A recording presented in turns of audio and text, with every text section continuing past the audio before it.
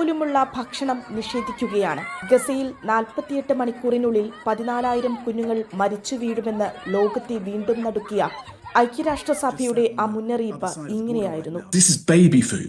Baby nutrition. There are 14,000 babies that will die in the next 48 hours unless we can reach them.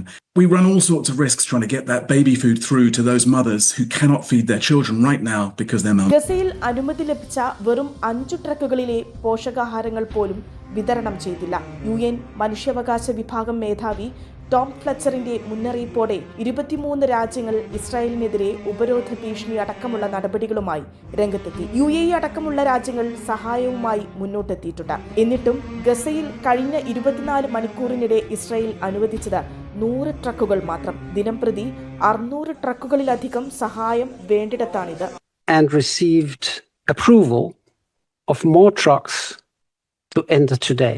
The less aid you get in, and the less there is properly distributed in Gaza, the more desperation rises. Israel ഉപരോധത്തിൽ പട്ടിണി കാരണം ഗസയിൽ 400ഓളം പേരാണ് കഴിഞ്ഞ 2 മാസത്തിനിടെ മരിച്ചത്. 70,000 കുഞ്ഞുങ്ങൾ പോഷകാഹാരക്കുറവിന്റെ ഭീഷണിയിലാണ്. മാർച്ച് 2 മുതലാണ് ഗസയിലേക്കുള്ള ഭക്ഷണം ഉൾപ്പെടെയുള്ള എല്ലാ സഹായങ്ങളും ഇസ്രായേൽ തടഞ്ഞത്. അതിർത്തിയിൽ ഭക്ഷണം ഉൾപ്പെടെയുള്ള വസ്തുക്കളുമായി നിരവധി ട്രക്കുകളാണ് കുടുങ്ങിക്കിടക്കുന്നത്. കടുത്ത പട്ടിണിയിലും രോഗാവസ്ഥയ്ക്കിടയിലും ഗസയിൽ ഇസ്രായേലിന്റെ അക്രമം നിരന്തരം തുടരുന്നു.